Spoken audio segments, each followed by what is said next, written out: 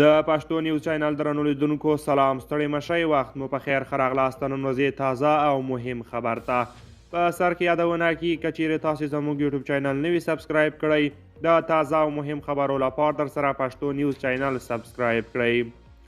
د افغانستان پرځول شوی ولسمشر ډاکټر محمد اشرف غني ویلي چې په افغانستان کې اقتصادي خوځښت ته اړتیا ده او په خبره دغه هیواد باید نور د بشر دوستانه مرستو مستعمره نه وي، بلکې یو ډاډ دې رامنځته کړل شي چې د افغانستان خلک په کار بوخت شي، پانګونه وشي او افغانستان له اوسني ناوړه اقتصادي وضعیته وژغورل شي.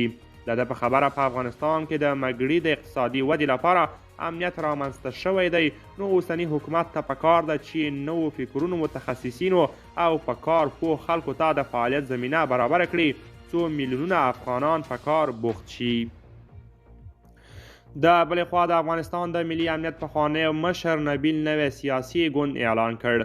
د افغانستان د ملي امنیت پخوانی رئیس رحمت الله نبیل د دوشنبې په ورځ د افغانستان د ازادۍ ملي ګوند په نوم د سیاسي حزب اعلان وکړ او ویل د دې وخت را رسیدلی چې د افغانستان واک بیرته د دغه هیواد ولس ته وسپارل شي. په دې اړه په خپره شوې اعلامیه کې ښاغلي نبیل ویلي چې د هیواد د ځمکنۍ بشپړتیا، یووالي او خپلواکۍ د ساتنې او د یوه غیر متمرکز نظام د جوړېدو لپاره مبارزه کوي.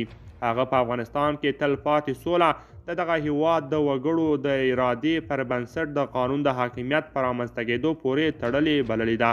په اعلامیه کې راغلي افغانستان اوس د ملي واک، مشروع حکومت او د قانون حاکمیت په نه لرلو سره د نړۍ یوازینی هیواد دی او د هرې ورځې په تیریدو سره د انساني تمدن او انساني ټولنې له کاروان څخه لا وروسته پاتې کیږي.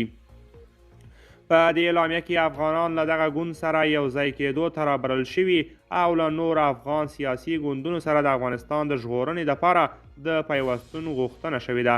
نبیل همدارنګه اندېښنه ښودلې چې افغانستان د پرځېدو کورنیو خونړیو جګړو او د یوه بسیاري ناورین پر پاڼ ولاړ دی او پر طالبانو یې هم غږ کړی چې له انحصار څخه لاس واخلي او د خلکو ارادې ته تسلیم شي.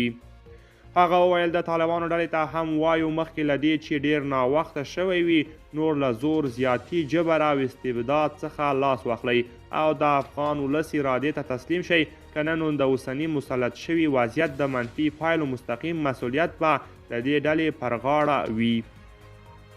ښاغلي نبیل وایي اوس ویره شته چې افغانستان به د سیمه ییزې او نړیوالې ترهګرۍ د ودې او صادرولو په مرکز بدل شي. هغه وایي په افغانستان کې د بیلابیلو هیوادونو د جنګیالیو موجودیت د سیمې او نړۍ د ثبات او امنیت لپاره احتمالي ګواښ ګڼل کیږي.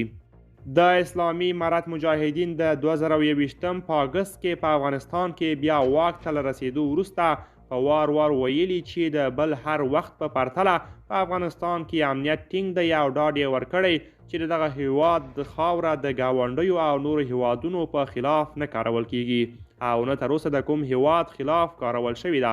الحمدلله ټول افغانان د اسلامي امارت نه راضي او خوشحاله دي. دوستان دا و زموږ د نن ورځې چمتو کلی خبر. تر بیا ښه وخت.